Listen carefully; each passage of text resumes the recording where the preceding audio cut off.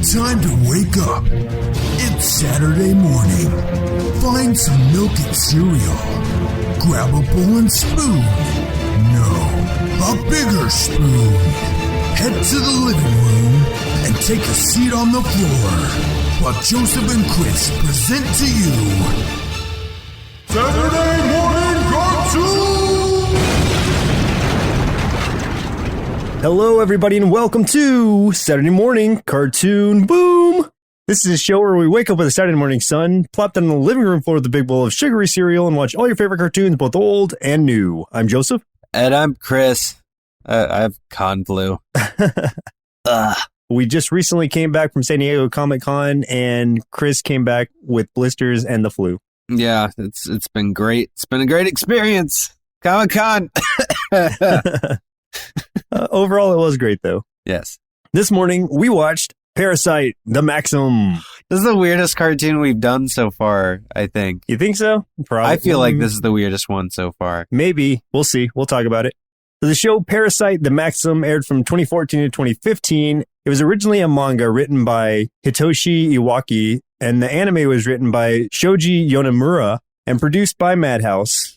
This was only one season, ran for 24 episodes on the NTV network in Japan, not MTV, but NTV, NTV. Letter N, and Funimation in the US, of course. For a short synopsis, while worm-like aliens called parasites invade Earth, one of the aliens fails to crawl into a boy's ear. This parasite burrows into his arm instead, where Shinichi Izumi is forced to live with it. The two form a strong bond to work together to survive. That's actually a pretty good description this time. Yeah, I think so. I mean, that's definitely the offset of it. You got the worm, you got the Shinichi. You got the survival. You got the surviving part and the compromising. Yeah. Nice job, whoever wrote that one. So who are some actors who played in this show, Chris? I'm just going to name two of the characters because, these are the most important ones, and because I don't want to pronounce a whole bunch of Japanese names with this stupid cold. So, first of all, Shinichi, our main character, in Japan was voiced by Nobunaga Shimazaki, and in English, voiced by Adam Gibbs. And then the character of Migi, which is his little handworm, in Japan was voiced by Aya Hirano, and in English, Brittany Karbowski. No worms were harmed in the making of this anime. So yeah, I guess that's all you really need to mention, because they're the ones who recur in every single episode. Yeah, none of the other characters really keep coming back. I mean, there's a few that kind of come and go, but those are the two big ones. They're the one that is pretty much on the screen at all times. That's true. So for a few tasty marshmallows out of our big bowl of Parasyte cereal. Ugh, that sounds gross. Parasyte cereal sounds terrible. I would not eat it. Hashtag would not eat. Unless it had marshmallows. So first of all, every sound made by Migi is actually a noise from a female Japanese beatboxer named Rinka Ange. This series was based on a manga that ran from 1988 to 1995. This is unique in the sense that it was made from a manga that was really produced a long time ago, considering the manga started in 88 and this started as an anime in 2014. So the jump is pretty severe. I feel like that tends to happen a lot with manga. Like Dragon Ball and Dragon Ball Z was pretty old, right? Yeah, but the anime was pretty old too. I mean, that was in the 80s. I thought maybe the anime was adapted maybe like 10 years later or something like that. I might be wrong though. I don't know. I don't know when the manga was originally created, but I know Dragon Ball was in the 80s. 80s was a good decade. It was good. For nothing. Oh. No, I'm kidding.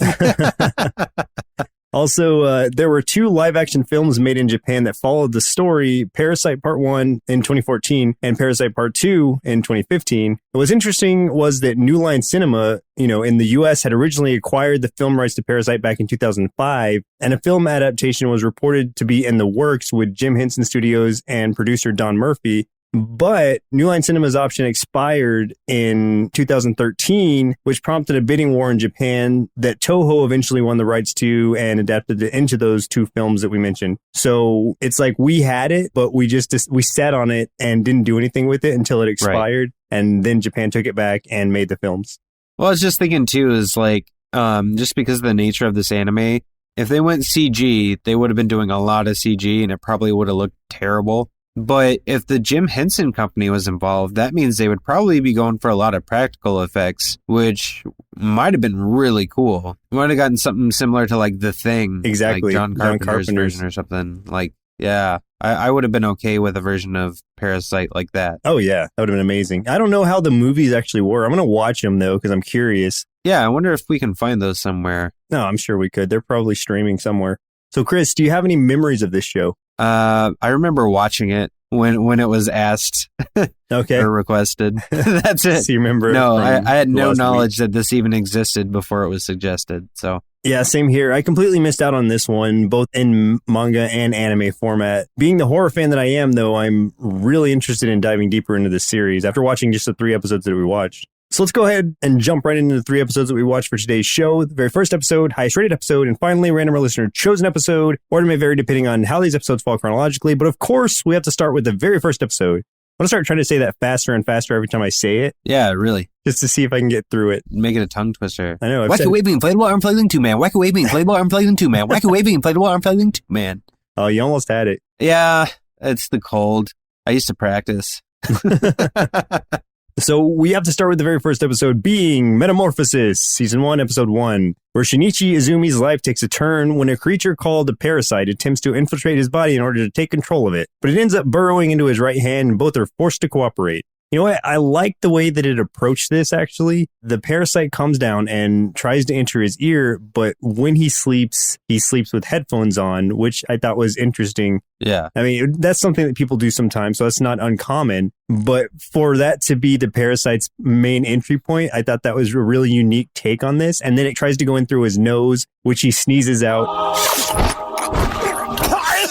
And then it jumps into his wrist and then starts trying to head up to his brain, but he cuts it off with the, like he ties the headphone around his arm and kind of makes a tourniquet. And so it gets stuck down in his arm. And I thought that was a really neat way to approach this, seeing as these parasites, their primary goal is to take the human brain and essentially take over the entire form, not share this body. Yeah, I like how they did it. And I like the fact that because it didn't make it to the brain, I guess these alien slug things like mature pretty rapidly. So because it couldn't get to the brain in time, it matured in his hand. And when that happens, it's no longer able to travel or anything. Like it can't move farther in his body. It's stuck right there in the guy's arm. So now he can make his hand and arm do like all kinds of crazy stuff, but that's pretty much going to be the end of it. Like it can't travel any farther or shape any of the rest of his body. But man, the transformation that the hand does when it talks creeps me the crap out. Like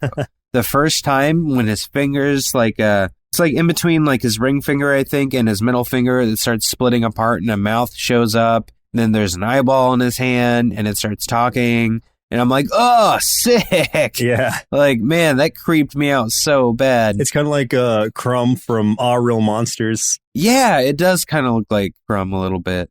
At least at first, before it matures and is able to control itself more. And the way it talked, too, just made it even worse. Yeah. So gross. And its name is actually Migi because the Japanese word for right hand is Migi. Can we talk about real quick about how every anime intro is the exact same?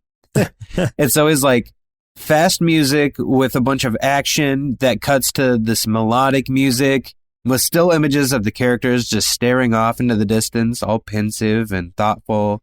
It just goes back and forth and back and forth, and that is every freaking anime intro ever, I swear to God. Yeah, I think you're right. I mean, they don't really have any scenes from the actual show. They're always just these really unique kind of montage, I guess, of just images that sometimes seem completely unrelated and sometimes you don't really see in the show at all. It's just like, hey, here's this thing. A lot of them are super unrelated. Like, there's one in this one where you see Shinichi and Murano, like, naked. He's, like, hugging her from behind. And there's, like, a bunch of sparkly flowers in the background and stuff. And it just doesn't make any sense. I feel like in the end, like, the outro credits of every anime, there's always lots of flowers and really pretty music that has nothing to do with, like, the actual feel of the anime whatsoever. So it's like hardcore intros and then really soft outros. Right. The outros are always really like kind of depressing in a way. They make you sad that you're leaving the show. I guess so. If that's what they're going for, congratulations. Success. Yes. So, okay, in this episode, we get to see, oh man, one of the really creepy things about this episode, and what really reminded me of John Carpenter's The Thing, was that, okay, first we get to see Migi infest Shinichi's hand, and then we find out that Migi is able to detect other parasites who have infected really anyone, just other parasites, others of his kind. He's got kind of a radar going on, just an internal one. And so he's like, and he can tell you the distance exactly you are from, as long as I think he's less than 300 meters or something, then he can detect them. So the first one he comes across is this corgi that has been infested by a parasite. And oh man, this dog, it's eating another dog, first of all. It turns around and sees this abomination of a parasite, half human, basically. And that's an offensive thing to the parasites who are trying to overtake the entire being. But second of all, this is kind of a failed attempt on both Migi's part and this dog's part, because apparently this dog parasite did not do enough research into what he was infecting. And so he took this lesser being and now is kind of fueled with anger and resentment. So goes after Migi and Shinichi to kill them by sprouting these flesh wings and kind of flying like out of after its them. head. Yeah. And it's so weird. It also got the whole like big jaw thing that opens up, like its entire face is a mouth. And the very, very first thing we saw too is like a different one. And we didn't see a resolution with this story yet, at least not in the episodes that we watched, but there was another one that obviously took over this guy and his head opened up and like just completely just ate the head of a woman. Oh yeah. Like right at the very beginning. And then we see that guy a couple more times later in the episode. None of our characters run into him. It just kind of shows him a few times. And he seems to be kind of like a lunatic, like he's drooling. He's repeating things he's hearing on TV. The daughter comes home and says something and he repeats it. And then we find out later that he kills the daughter also and just leaves like the pieces all over the place. Just completely just rips the bodies up and eats them and leaves just sinew and mashed bone and crap like that behind.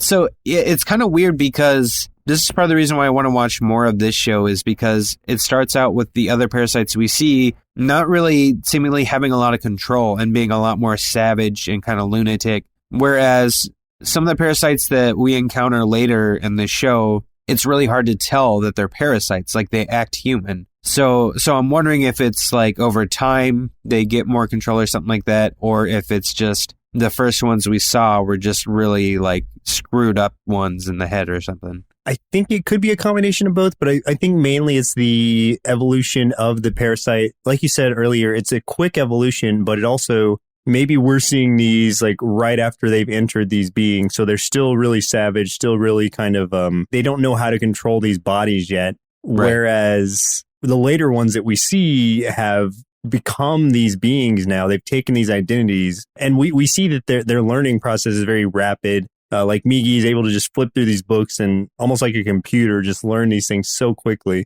And so I do think it's a steady progression. And that's something I want to talk a little bit more about in the next episode that we watched.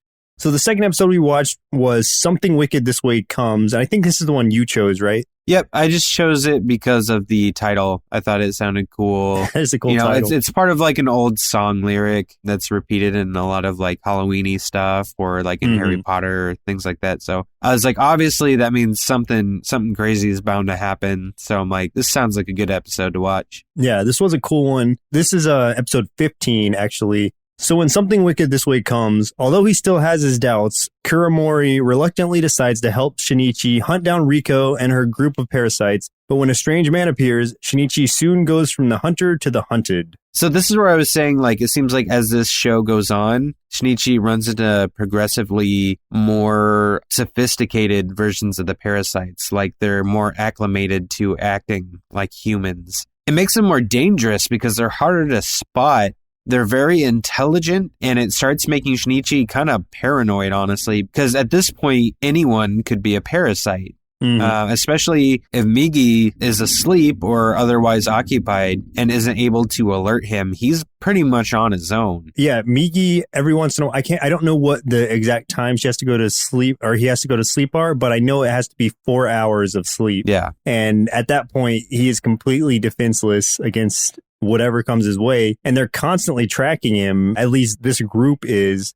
Like I was saying in the last episode, though, I wanted to talk a little bit about the evolution of these parasites, because I think in this one, Shinichi does not have glasses on. Is this the one where he doesn't have glasses? The starting one? Yeah, he doesn't have glasses in this one or any of the others. Right. This is the first time we see him without glasses. I know it happened a couple episodes before probably, but what I think is happening is like he and Migi are kind of almost like Jeff Goldblum, the Fly-esque, kind of merging into a single being, or at least sharing DNA to the point where Migi is kind of healing his ailments. Yeah, it's kind of fixing imperfections. Exactly. And also Shinichi is passing on some more, in a way, compassion to Migi, because something to mention about Migi in general, the parasites in general, is they're very, very animalistic. Like they don't really have remorse or anything. They're just very calculated, and they are all about survival. At one point, Migi doesn't care about Shinichi at all, only in the sense that like this is the body that he is now occupying. So therefore he needs it to survive.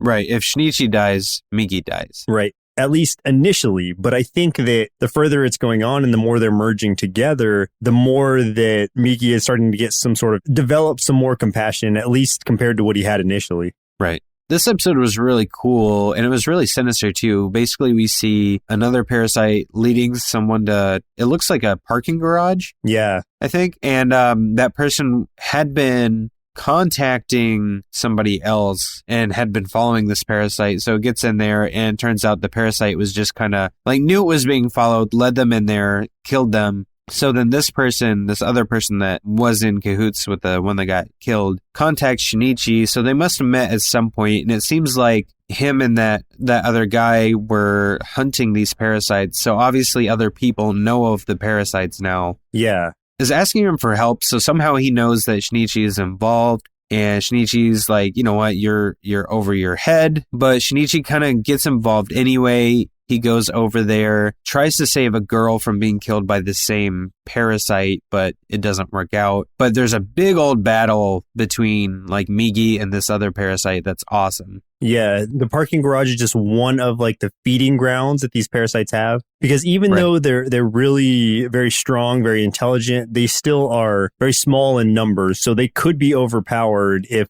a full force came at them. So therefore, they have to keep it on the down low a little bit, the murders that they're doing, feasting on these humans. So they name them feeding grounds, and they have these specific areas that they do it. And that's where Shinichi and his friend were trying to kind of come to corner him to stop them from hurting this woman. In this case, Migi makes Shinichi hold back a little bit, like wait on it. And because he didn't jump out soon enough, that woman gets killed anyway, like you said. But the battle is very cool. What's interesting is the consequences of this battle. And it's because that they killed this parasite here. Turns out this feeding ground was for a group of parasites. And this group is led by someone named Hirakawa. And the group, I guess they meet every once in a while, and they met up, and they're talking about the PI, and they're talking about who is the guy that's tracking them, and talking about Shinichi and what to do about him. One of them is kind of like, well, he's one of us. But the others kind of come to this consensus is that he's dangerous and he needs to be killed. So they decide to send somebody after him. So at one point, I believe Shinichi's back in school, and Migi gives him a warning that there's 3 parasites coming after him. Up until this point, Shinichi decided after that woman was killed that he wants to protect all the humans, but he knows that he can only handle one at a time. Migi doesn't really think it's smart to confront the other parasites at all, because it's dangerous for Shinichi. And like we said before, at this point, if Shinichi dies, Migi will die. Mm-hmm. So Migi's kind of like, no, we need to survive. You shouldn't go trying to fight these guys because you're not going to win. So the bad part here is Migi is falling asleep. And when Migi falls asleep, there's no waking up for 4 hours. So Migi's falling asleep. There's 3 parasites coming after him. So he has to stay on the run as much as possible. And the parasites do catch up with him in a sense, which is threw me for a loop the way it happened. Yeah. And it was really cool. And I'm excited to go back and watch this and watch the following episode because we don't get to see like the big confrontation. We see everything leading up to it. Oh, I know. I was really excited to see, the one guy comes out and we had seen him in the meeting, I think. So we, as the viewers, know that this guy's a parasite, even though Shinichi at the time is like, well, he seems too normal, like he seems too well-spoken, like we were talking about, too advanced, I guess. And so he doesn't suspect him at first until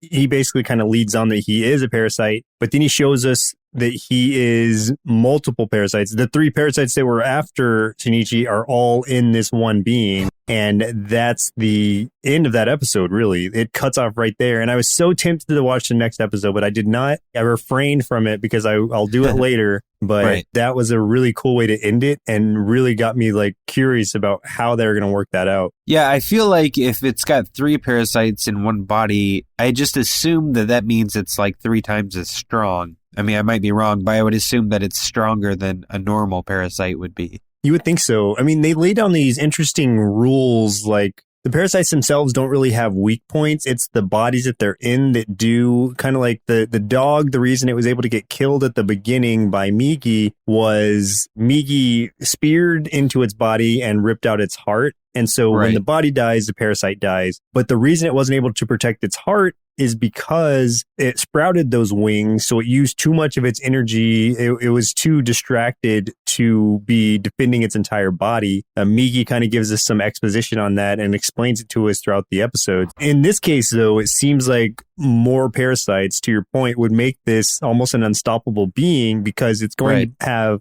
spots where it's protected no matter, where it's focusing its attention. Exactly. So I guess, and it might depend on where the parasites are in this body. One obviously has to be in the brain, and who knows where the other ones are. I mean, it looked like it sprouted like multiple crazy tentacle arms from both sides, I think. I wonder if they can like switch places, you know what I mean? Like if they can revolve limbs or something.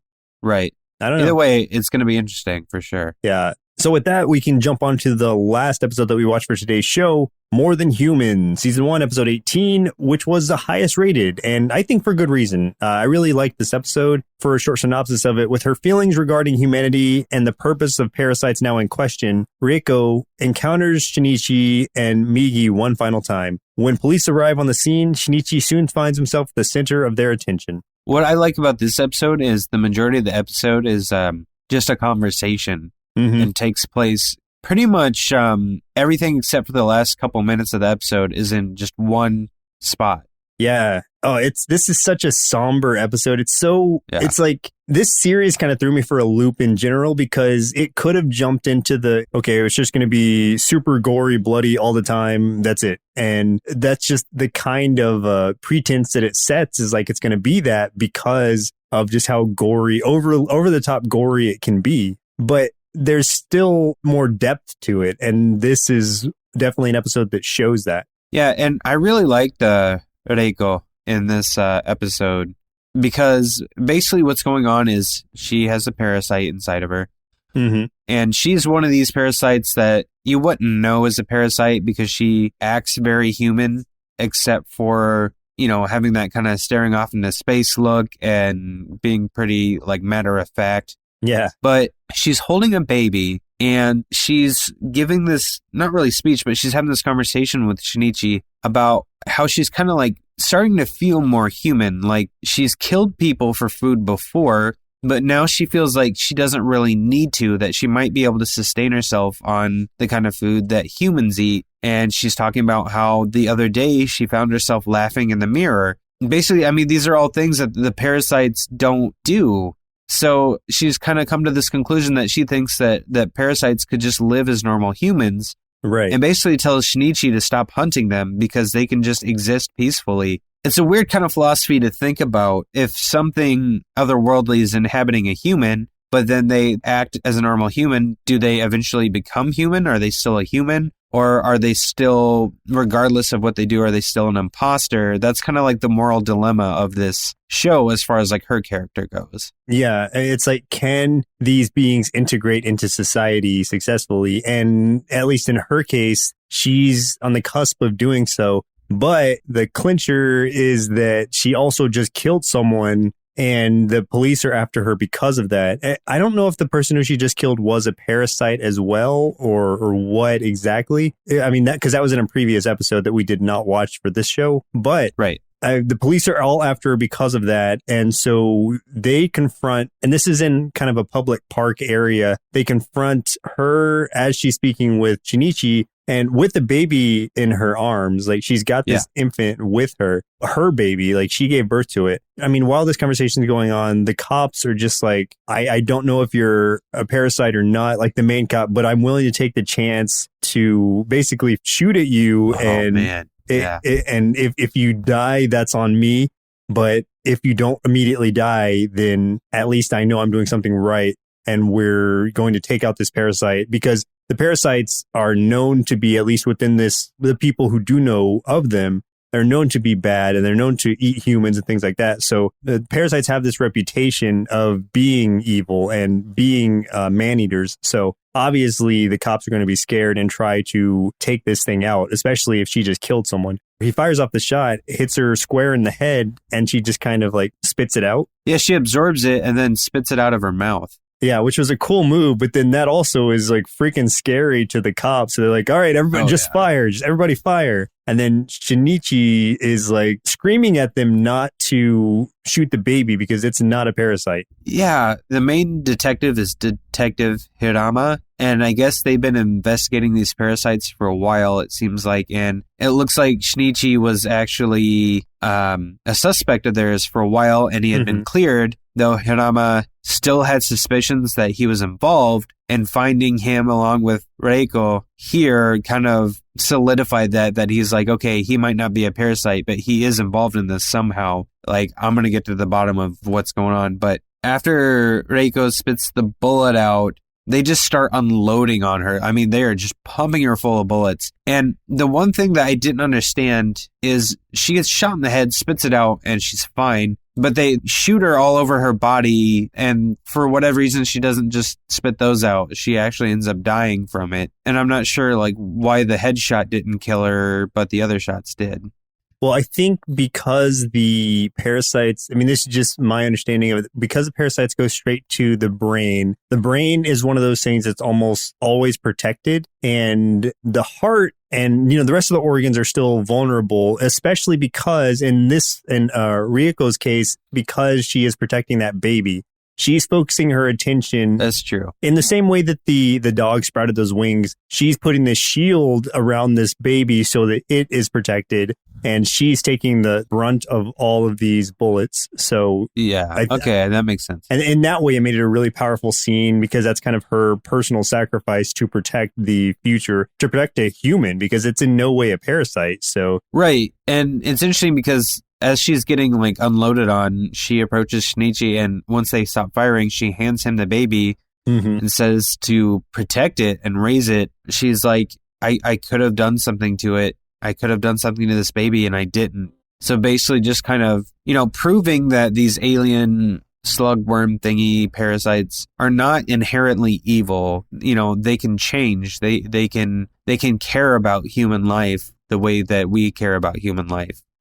So that was very unexpected for Shinichi, for the police. I think they were all kind of mystified by this, and now they're kind of like, oh, like, what do we do now kind of thing. Yeah, exactly. One more thing that was kind of confusing is, for whatever reason, at one point, Shinichi calls her mom, and I'm not sure like what that was about, unless he was just like saw something of his mom kind of in her. Well, I'm not sure. I think that either he was imagining it as his mother's image, or she took on kind of the visage of his mother for like a split second. I wasn't certain on that part, but in some way, either he saw his mom or she turned into his mom for a second. Maybe to like appeal to him. Yeah, to show that she is a mother as well, something to that effect. Yeah. That, to me, this was a great episode. I loved this episode because of, even though it wasn't like super action packed, there was action to a certain degree. Really, not even a lot of action, so much as just cops shooting all of their bullets into Reiko. There is an interesting part after all this too, where Shinichi gets taken by the police to this basically like a lab of some kind. Oh yeah, that was this episode too. Yeah, there's a prisoner there named Uragami, and this guy is inhabited by a parasite. And I guess he's been ranting and raving about it for so long, and I think people weren't believing him. But I think as more and more stuff about the parasites came to light, it seems like now they're like, okay, maybe he is. So they brought in a group of self-proclaimed psychics to tell if he actually is a parasite or not. But honestly, what they did, they had ulterior motives. They put Shinichi in that group with these psychics. So Uragami was set on one side of a window as these people were brought in one by one. Rather than just concentrating on the psychics trying to identify him as a parasite, they were going to use him to identify if Shinichi was a parasite or not. There's some interesting things, especially because they put a woman in front of this window. And the guy's like, oh, come on. Like, you know what it's like in here. Like, obviously, he hasn't seen a woman for a while. And the dude just starts jacking off, like, right in front of this woman. And then when Shinichi walks in, he's like, oh, you got a pretty face too, boy. Yeah. And then what was interesting, and it was really creepy, is, well, he fell asleep. And then they wake him up, and he gets a good look at Shinichi. And then all of a sudden, like, his demeanor just completely changes. And he's like, tell him to look me in the eye. So Shinichi looks him in the eye. And he's just giving this like chilling glare. And that's when the episode ends. And I'm like, oh, crap. Dude definitely picked up on it. I don't know if he was actually infested by a parasite or not, because he didn't say that he was. And he was afraid of them putting him in the same room as a parasite. So that much is true. I'm not sure, but I'm unsure, because the end would have led me to believe that maybe he is, just because of that look he gave him, that change in his demeanor. But yeah, there might be something more to it. Yeah, he definitely has some way to identify a parasite. Yeah, he has some kind of ability at the very least, but we're not certain what that is. Yeah, I just assumed that he was a parasite, but he did have a few mannerisms that were really unlike the others. So maybe he's not. Maybe he just has some other way. But that was a great episode. Yeah, definitely. Well, Chris, I think it's about time we tap into the otherworldly abilities of our own personal blood-sucking parasites and see what our inner kids thought about Parasyte, the Maxim. All right, get out here, you little worm. This cartoon was so weird, but I want a crazy talking hand that changes shape and has cool blade weapons so I can go fight other parasites like Donald Trump. I give this cartoon 4 bowls of creepy alien slug cereal out of 5. And now, I have to go to school where I plan to squeeze the boobs of the hottest girl in class and blame it on a parasite. This is gonna be great. It's foolproof. I found this gory horror anime to be much more interesting than I expected. Instead of only focusing on grotesque, bloody scenes, which, trust me, there are plenty, Parasyte becomes so much more, not falling victim to common tropes found in either horror or anime. There's a surprising amount of heart here, both literally and figuratively. It's like a strange amalgam between Invasion of the Body Snatchers, John Carpenter's version of The Thing, and some sort of buddy cop comedy, I guess. As weird as that sounds, this series really managed to pull it off. Based on all that, I'll give Parasyte the Maxim 4.5 big bowls of flesh-winged mutant corgi cereal out of 5, and highly recommend it to the non-squeamish. Boy, these life-draining, soul-crushing parasites sure were terrible. Luckily, that's not something we have to worry about in real life. Mom, where's dinner? Mom, are you listening to me? Mom! Mom! Mom, mom, mom, mom, mom. Parents of the world, I truly am sorry. I can tell you that the squeezing the boob thing didn't work out. It didn't work out. I guess I should have prefaced that within the first episode. The first thing that happens with Shinichi when the parasite gets in his hand is that he finds himself not just fondling this girl's boob, I mean hardcore squeezing the thing. And doesn't even realize it. And he's like, oh! And he gets slapped for it, definitely. Yeah, he does. But he also starts a romantic entanglement with that girl later on. Right. So if you want to date a girl, just squeeze a boob. I do not recommend or condone this. Yeah, probably not going to work out, even if you have a parasite.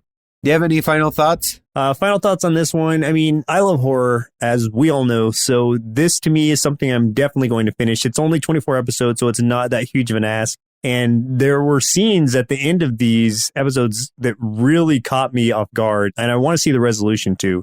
I have to know, what the deal is with that dude with multiple parasites in him. I have to know what the deal is with the weird guy who they had handcuffed. Was he a psychic? Is he also a parasite? I don't know. overall, I really enjoyed the way this show played out because it wasn't some kind of crazy over the top fan service type thing. Very much like Erased. It played itself very straight. I appreciate that type of anime when it's done well. So overall, I definitely recommend this one. And I know I'm going to catch up on it and watch the movies too. I'm curious. Yeah, I didn't think I was going to like this show toward the beginning of the first episode, but mainly because of how strange it was. But the more I watched it, the more I liked it. And I especially enjoyed the kind of philosophy struggle with Reiko's character, where she was talking about how they could just live as humans instead of killing each other. But then there's also the argument that they're already taking a life to begin with because they need a host to survive. So that's a story I could definitely get into, and I would definitely enjoy watching more of this, so I definitely plan on it. And before we announce our next cartoon, I want to give a couple of shout outs to some iTunes reviews we have. These came several weeks ago. I might have mentioned one before. I don't remember if I mentioned this one or not, but I might as well say it again. We got a 5-star iTunes rating by Adrian King, 84. Adrian's a really awesome guy with his own show, so you should go check out Adrian Has Issues. So we really appreciate it. We also got another 5-star rating from RJNC00. His review says, this podcast works on so many levels: nostalgia, fandom, and enjoying them suffering through some bad cartoons. Also, they have a time machine that allows them to talk with themselves as kids. As far as I know, this is the only podcast with time travel capabilities. Which is true. We're the only podcast with a time machine. Can we patent the podcast time machine? Is that something we can do? Can we trademark it? Yeah, let's trademark kids. Perfect. Can we trademark children? Also, I want to thank WEARESIBZ for recommending this. Again, this was awesome. This is right up there with Erased in my book of animes that I definitely want to watch all the way through. So far, you're 100%. Keep on bringing these shows. Yeah, it was really awesome. We're going to get through the next couple of anime, and then we'll have to take an anime break for a while, or else we'll have to change the name of the show. But definitely send us another one. So later on down the line, we can revisit and get to another one because, so far, like Joseph said, both the animes that you've sent us have been excellent. So I really appreciate it. Well, listeners, it looks like our milk supply has now run dry, so it's time for us to say goodbye. Next week, we'll be watching Full Metal Alchemist Brotherhood, submitted via YouTube by Briam Sam. And once again, I'm Joseph. And I'm Chris. But we'll see you next Saturday.